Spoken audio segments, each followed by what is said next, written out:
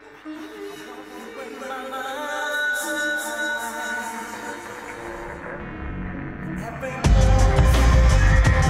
tuned into 66.6. Only the hits every single day. The World Over is an apocalyptic, cyberpunk, horrorcore, trapped in the internet, conceptual, trip-hop, anime OST mixtape.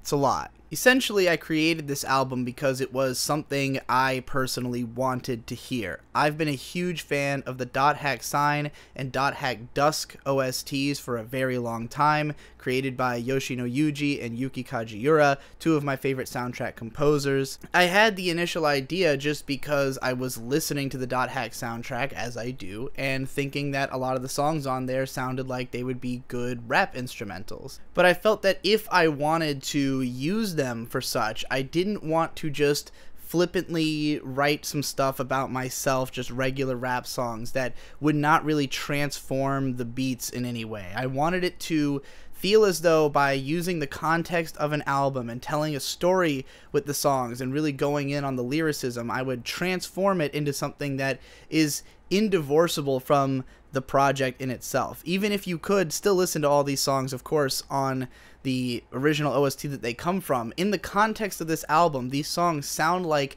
they were meant to go in this order, that they were meant to tell this story, because the story was built around what would fit with these beats in this order. The very first thing I did was to find all of the songs that I thought I could rap over or could perform over, and then to put them in a certain order that would tell a story just from the way the music sounded.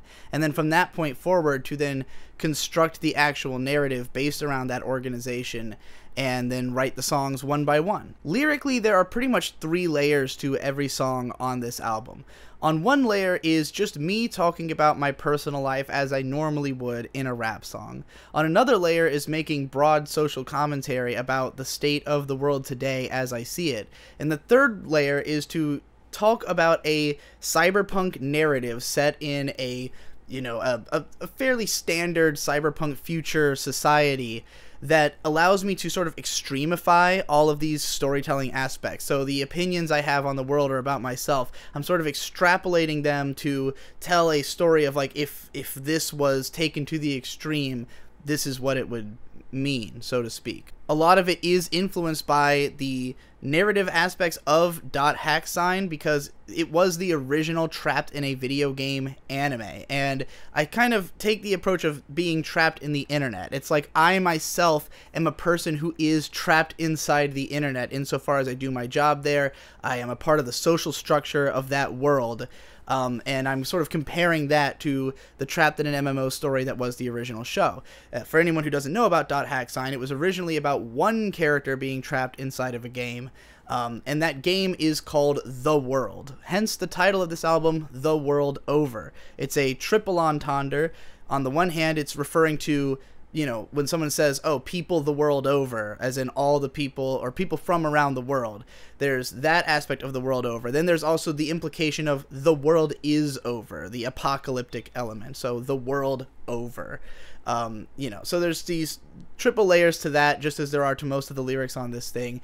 And even the album cover itself, which is an overlay of Aura from .hack and Asuka from Evangelion, sort of molded together into one face over top of this like sort of hilarious generic cyberpunk image that I found on Google that I had used as the image for one of the songs on the original SoundCloud releases of the tracks.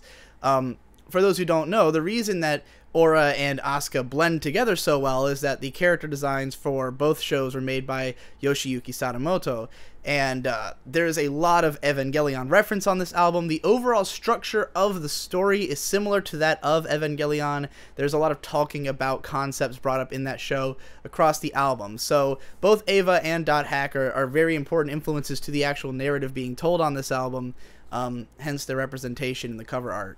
In this video, I don't want to go too much into production details. I don't think that's as interesting as just telling the story and telling you what all the lyrics mean. And my main inspiration behind doing this is that you know, obviously I made this album primarily for myself. I love it. I love listening to it. I, you know, basically made the album that I wanted to hear and wrote the lyrics I wanted to hear. But there are a lot of other people who have said that they enjoy this album, who've listened to it, and I feel as though a lot of them would probably enjoy it even more if they had a better sense of the authorial intent behind it.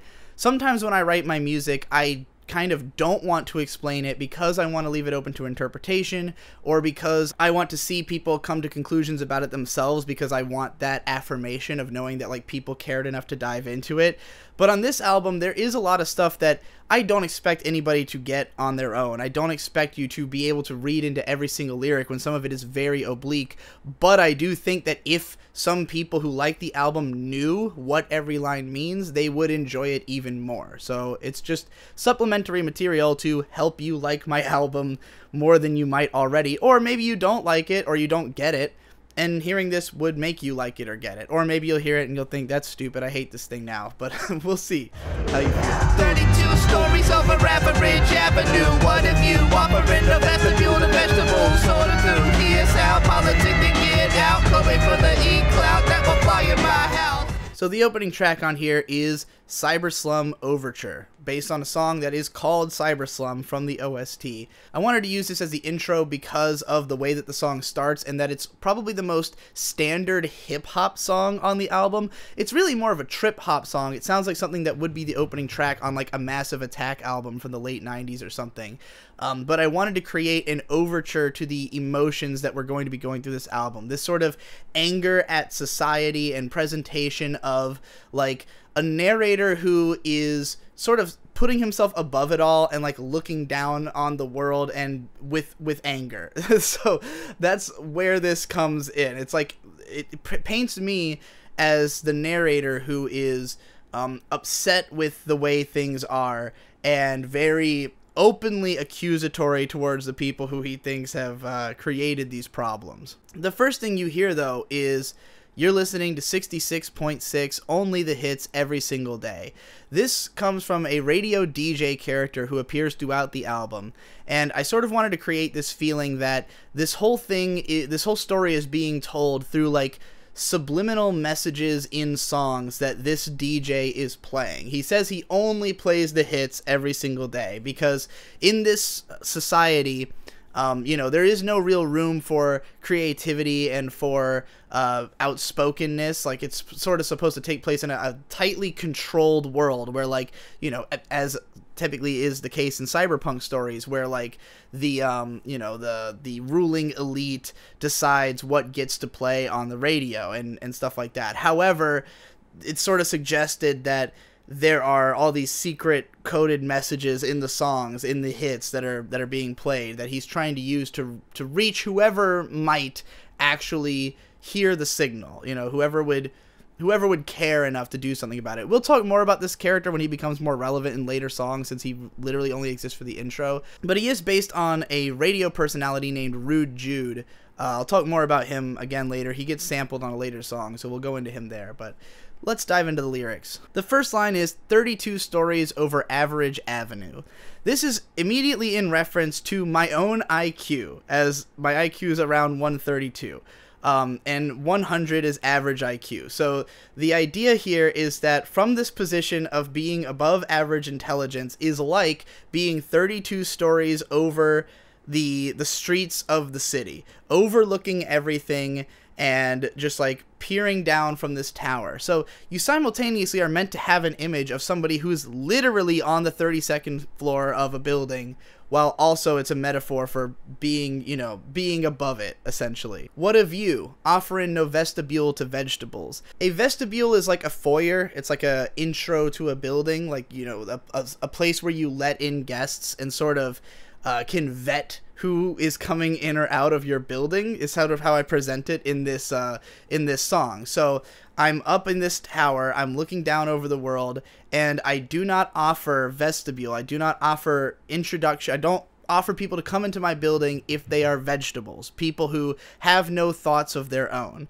So not necessarily people of normal intelligence, but those who, you know, are not using their intelligence, people who have decided to just follow along with society and just do whatever they're told. So this is immediately a character who is, you know, not okay with regular ass people who aren't like thinking about anything bigger than themselves. So we say sort them through. Here's how. So it's like, this is how we're going to sort the people who are allowed into the building. Politic, then get out. So anybody who is stridently political is not allowed in this building. Cobain for the E-Clout, that won't fly in my house. This is a reference to the song Clout Cobain by Denzel Curry. Really amazing song from last year. I'm obviously a big Denzel Curry fan. I talk about him all the time. So Cobain for the E-Clout, what that original song is making reference to is the idea of killing parts of your identity, killing yourself so that you can get more clout, so that you can become popular by not presenting your true self. So if you're somebody who is, you know, even if you are intelligent enough that you could be, like, sort of what I'm criticizing at this point is people who are throwing away parts of their identity in order to be more popular, or people who are aligning themselves with a political group so that their voice will be heard while throwing away their own interests. Those are the types of people who are not invited into this tower that I've put myself in. I have watched this city burn, see the turn to internment, see some cold shit, no atonement, watch the whole myth, inflate and go limp, impotent whims, let the planet fucking go to shit.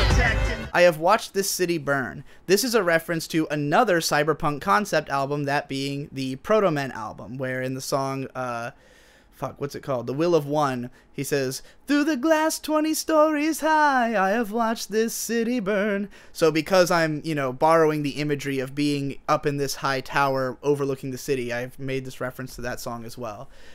Seen the turn to internment. So I've seen that, you know, as time has gone on, I see more and more people sort of allowing themselves to become prisoners of the system that they are surrounded by. Seen some cold shit, no atonement. Just, you know, I've seen cold shit happen. I've seen all kinds of crazy shit, and I've seen no atonement for these things happening. So, you know, this world is basically, what I'm trying to say is I'm watching the world get worse, and no one's talking about it or making it better. Watched a whole mint inflate and go limp. Impotent wimps, let the planet fucking go to shit.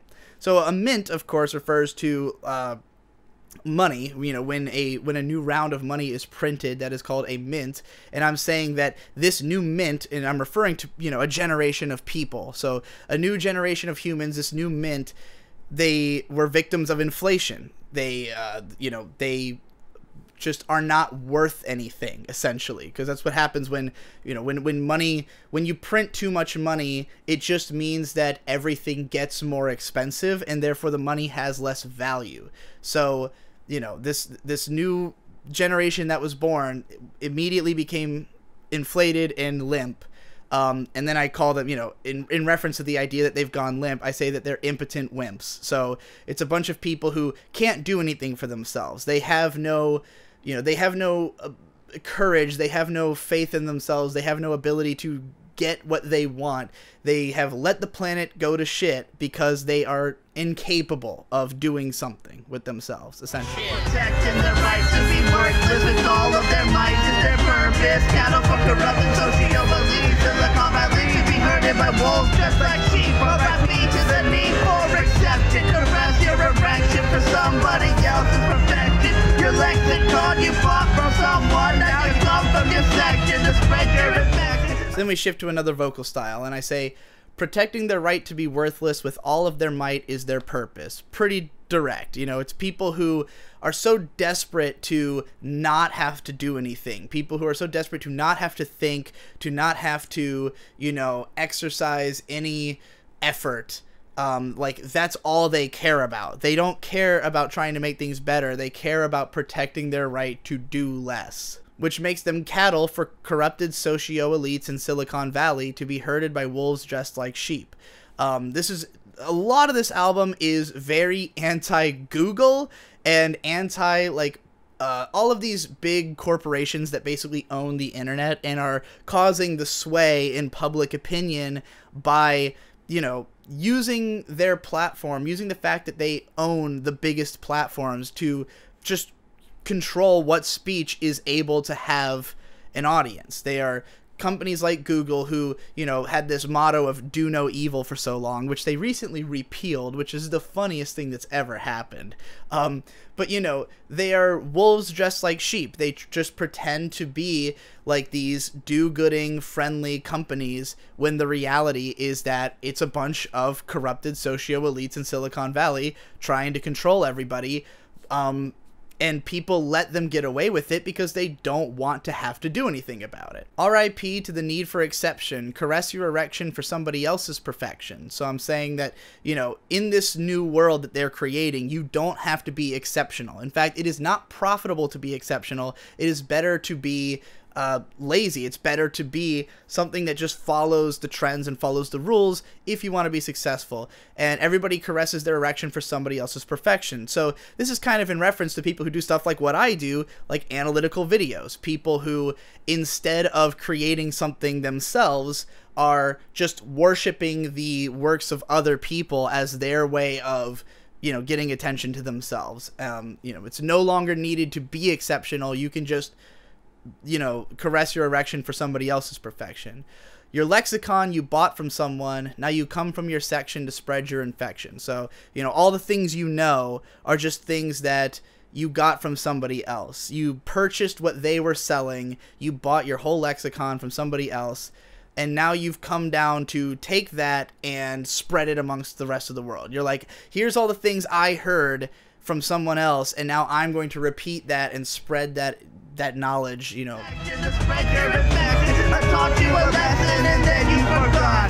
Said you had work, you were getting a nut. Wandered away, got a job and you're done. Nobody left, now it just isn't fun. No one to overcome, just me and my cash in the burning world. My stash and my twerking girl. A glance through the glass and a shrinking swirl. And emphatically dance to the cries and swirl and swirl. So then we get into a sort of breakdown part where I say, I taught you a lesson and then you forgot. Said you had work, you were getting a nut. Wandered away, got a job and you're done. Nobody left, now it just isn't fun. No one to overcome. So this is just in reference to the idea that, like, I've continually tried to teach people how to be themselves, how to succeed as themselves, how to not participate in the systems as they exist, and to be successful by, you know, just sort of bending the world to your own whim. Like, to say, I'm not going to do the things I'm told to do, I'm going to find another way to be successful doing the things I want to do. But, you know, no matter how many times I've taught this lesson, people forget, say they're going to work, but really they're just trying to jack themselves off. You know, people who are like, oh, I have to work to live, but the reality is that they just want to live an easy life. They don't want to have to put in that work. They don't want to have to think for themselves. They would rather just wander away, get a job, and they're done. And so many people have done that there's nobody left for me to compete with, no one to overcome. So, like, for me, life has gotten more boring the less competition I've had, is sort of what I'm meaning to imply here. Just me and my cash in the burning world, and it's written cash as in C-A-C-H-E, but, you know, you could take it both ways, because I don't really have that much cash, but I do have a cachet of many things that I like to consume or that I take with me. So just me and my cash in the burning world, my stash in my stash, and my twerking girl. So, you know, implying that my drugs, my stash in my stash, and my twerking girl, my girlfriend, my fiance. A glance through the glass, and I shriek and twirl, then emphatically dance to the cries that swirl and swirl and swirl. So basically, in this situation where I've gone so bored from the lack of competition, from watching this city burn, that eventually I've just decided to find entertainment in it. Like, hearing the cries of the people, hearing the way that everyone is suffering, it's like the only way to entertain yourself in the situation is to just enjoy watching it, to have this sick schadenfreude. Because, like, if you try to do something about it and nobody listens, and everybody, you know, just goes back to their regular lives and allows it to happen no matter what effort you put in, at some point the absurdity of it drives you to where you just have to enjoy watching people fuck themselves. And that's sort of where this whole verse has been. So all of it, in terms of the cyberpunk story, is essentially just, you know, a person standing in the window overlooking the city and thinking about how, you know, their attempt to do something about it has not worked, and at this point they've sort of cracked and they're just laughing about it, you know. That's how bad things have gotten for the type of person who can recognize what is going on here. And of course, I'm comparing this to real life because I really believe that stuff like, you know, all the Silicon Valley companies that are putting a stranglehold on not so much the world insofar as how it operates, but the imaginations and mentalities of the people. That, you know, the way people see themselves, their identities have been shaped by what these companies have led them to do to themselves, essentially. Gather the masses for the army of the Genovese. Slave wage junkies of the CYBERSLUM on overlay. Burn your bridges, isolate yourself as public entities. Alienate everyone until you feel like somebody. One by one annihilated. If you ain't a baby face, picked up by the company so that you know you'll be replaced. Dead at 45 because your time was being exploited. Faded through the grave, a symbol of the very thing you hated. Gather the masses for the army of the Genovese. Slave wage junkies of the CYBERSLUM on overlay. Burn your bridges, isolate yourself as public entities. Alienate everyone until you feel like somebody. One by one annihilated. If you ain't a baby face, picked up by the company so that you know you'll be replaced. Dead at 45 because your time is being exploited. Faded to the grave, a symbol of the very thing you hated.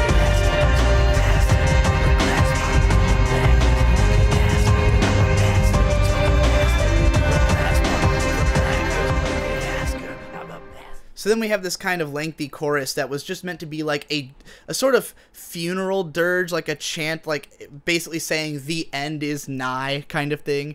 Gathered thee our masses for the arming of the genophage. So I wanted to use the word "thee" there, so that sounds kind of biblical. This like this big scale feeling. Gathered thee our masses, you know, for the arming of the genophage. The genophage in the Mass Effect series is a virus that was used to annihilate an entire race, basically. There was the Krogan race of aliens who they had taken over like most of the galaxy with their warlike they were like conquerors who took over a lot. They're kind of based on like the Mongolians and like the, you know, when Genghis Khan took over most of the world, like this other alien race created something called the genophage, which basically made them all impotent so that they could not continue breeding. And so I'm kind of implying that the genophage is being enacted upon us right now.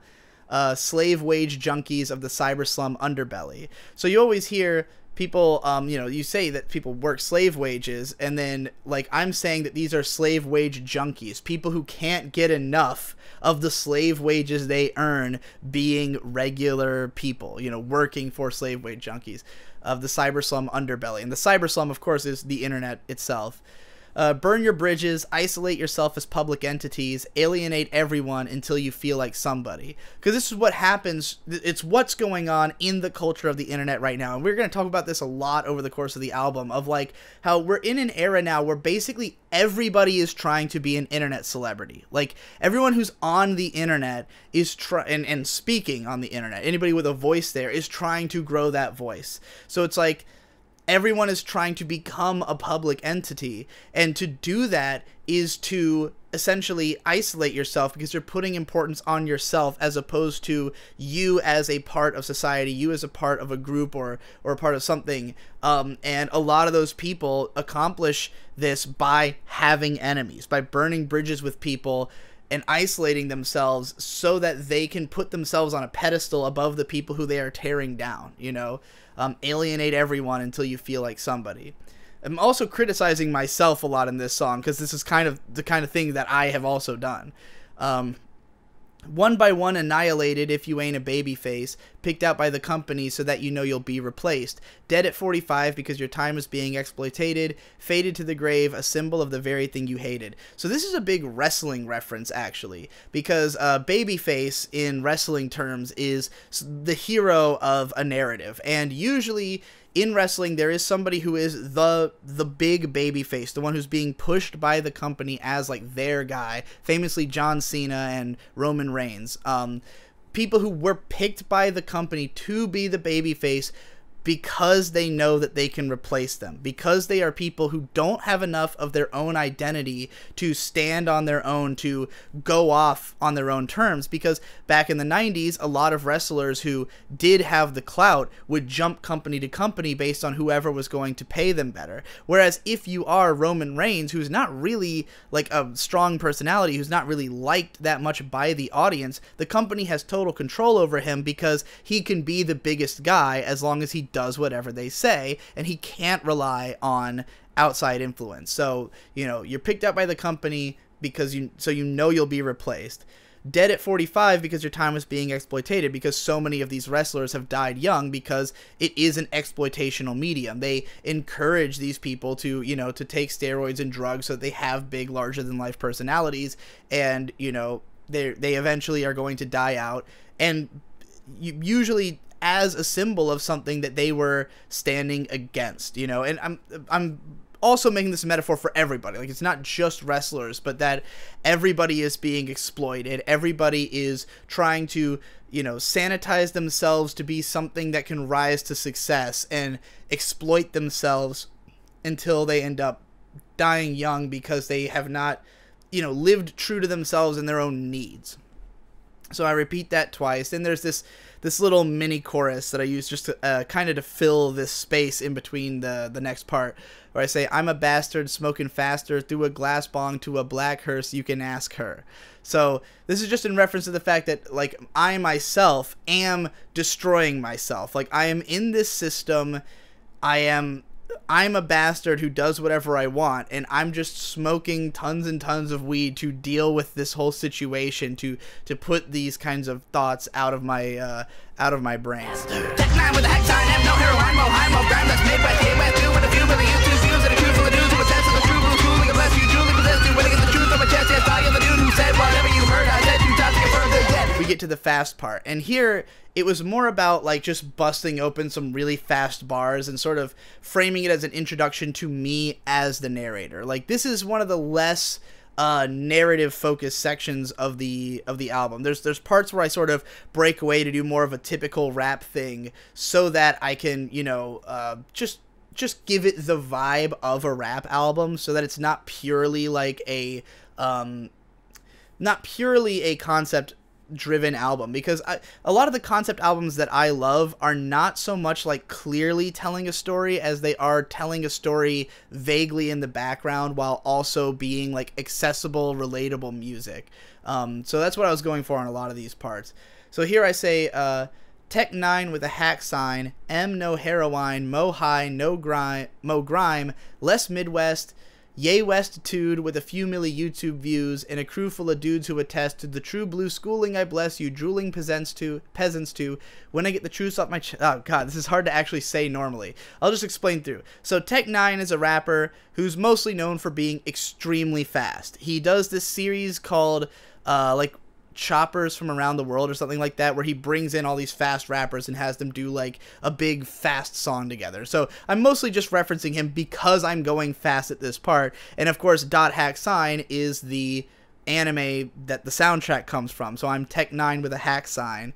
M no heroin, because I'm comparing myself to Eminem as a white rapper who was influenced by Eminem, who was also a fast chopper rapper, but I've never done any like really hard drugs like he has. I think he's done heroin. I don't know if he was just addicted to painkillers or what, but more high, because I smoke a lot of weed, more grime, because I'm also influenced by, like, you know, UK grime style and stuff, and I think I sound a little more like that than Eminem in a song like this. Less Midwest, because I'm not from the Midwest like Eminem is, but I say I'm a yay West, have a yay Westitude. So this is in reference to Kanye West. My attitude is similar to his. I've been compared to him many times, including by myself. I had the song White Kanye West on one of my previous albums. So, you know, I've got a yay Westitude with a few milli YouTube views. A crew full of dudes who attest to the true blue schooling I bless you, drooling peasants too when I get the truth off my chest. So, you know, I've got a crew full of people who can attest, who are also great, who can attest to how great I am. Yes, I am the dude who said whatever you heard I said 2 times to confirm, then dead. So, like, you know, yes, I said what you thought I said, and I will say it again just to confirm, just to make sure you know that I meant it. But after that, no more.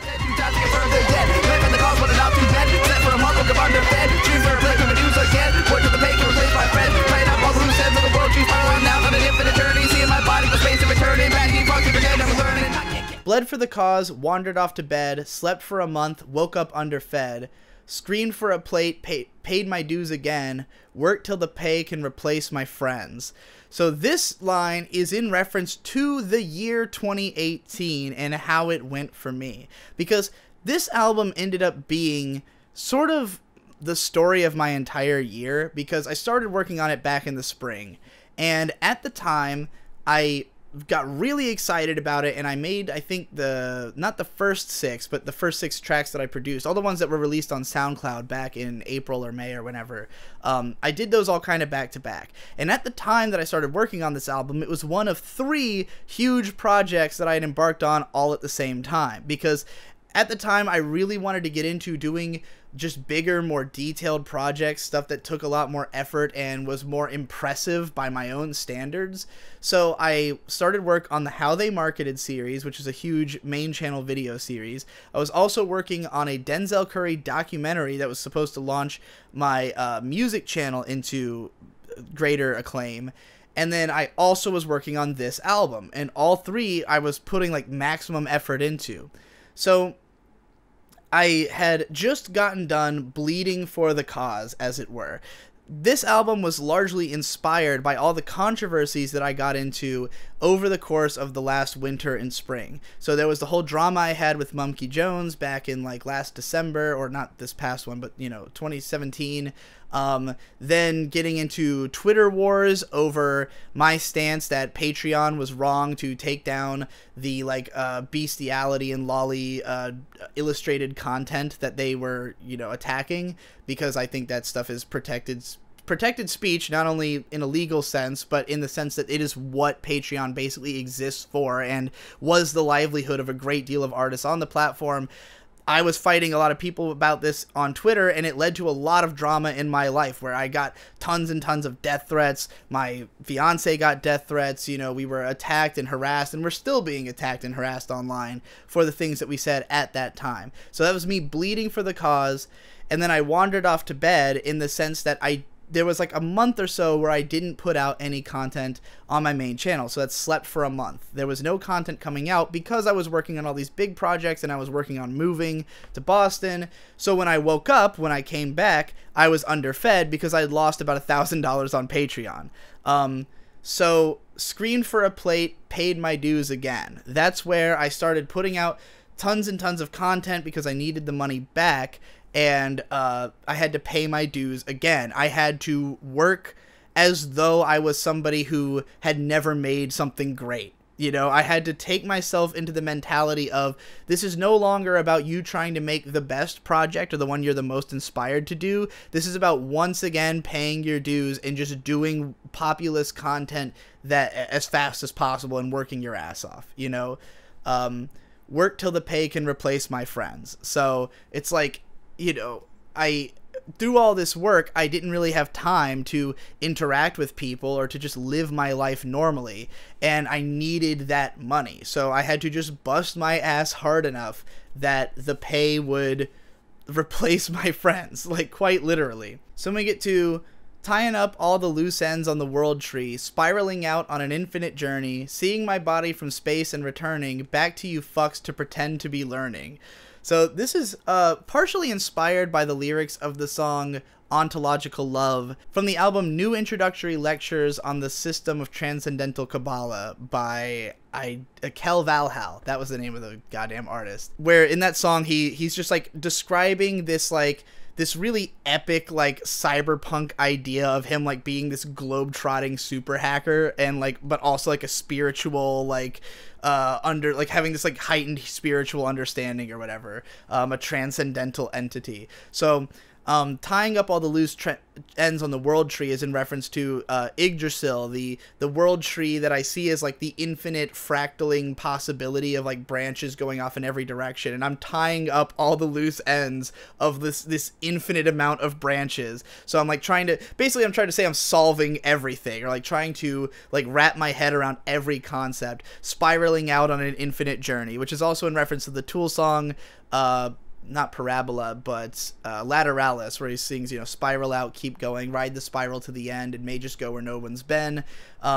Seeing my body from space and returning, so it's like, you know, I've transcended so hard that I've left my own body and I'm seeing it from an aerial perspective, and then returning back to you fucks to pretend to be learning. So I have to sit here and pretend as if I don't feel as though I've already seen the big picture and already transcended space and time. I have to come back and pretend as though any of this new information really means anything to me after having reached that level.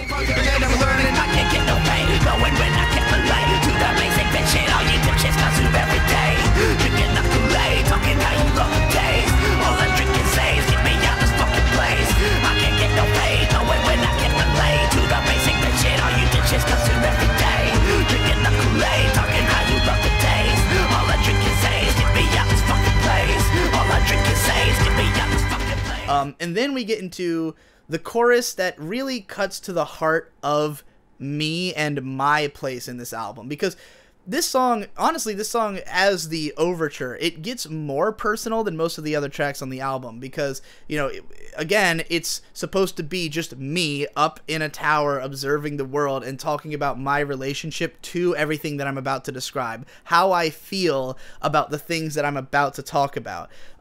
So the most personal part is the second chorus, where I say, I can't get no fade going when I can't relate to the basic bitch shit all you dipshits consume every day. Drinking the Kool-Aid, talking how you love the taste. All I drink is AIDS. Get me out this fucking place. So this is like the bare cut to the bone. This is the real intention behind the whole album. This is the real ass, nothing exaggerated, no extra bullshit. It's just I personally sitting around on a couch, getting high, trying to get faded, and just enjoy life. And I can't enjoy life because there's so much basic bitch shit flooding the market, flooding the world. Everywhere I look is the stuff that people enjoy, the stuff that people are down for, is stuff that I see as this corporatized, boring, basic bitch shit that everyone's consuming all the time, drinking the Kool-Aid and talking how they love the taste. If you want the perfect example of this, that recent rant I went on about, like, Mother's Basement calling 2018 potentially the best year of anime. Like, that is what I consider drinking the Kool-Aid, talking how you love the taste, consuming this basic bitch shit and celebrating it. It's like, I can't get faded because nobody else is willing to raise their standards of what they consume, and ergo, what most people are enjoying is basic bitch shit that is driving me insane. So, at this point, all I drink is AIDS, so I can just die. It's like I'm saying, like, I'm so fed up with it that I just want to consume nothing but bleakness and terribleness, things that are just as anti-society as possible, so that I can die quicker and get out of here.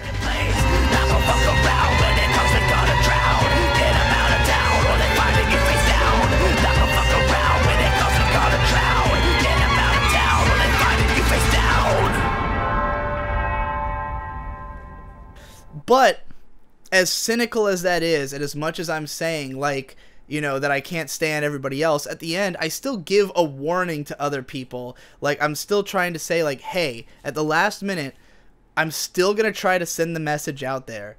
Not going to fuck around. When it comes, we're going to drown. Get up out of town or they're finding you face down. So, like, I'm saying, look, like, at the end of the day, like, I can make this sound, you know, overblown and crazy, but I really do believe that when the other shoe drops, you know, when these companies decide to exert this control that they're taking over us, when they flip the switch and everything that they have done to homogenize us, to make us passive, to make us not non-confrontational, when it comes, the great it finally comes, we're gonna drown.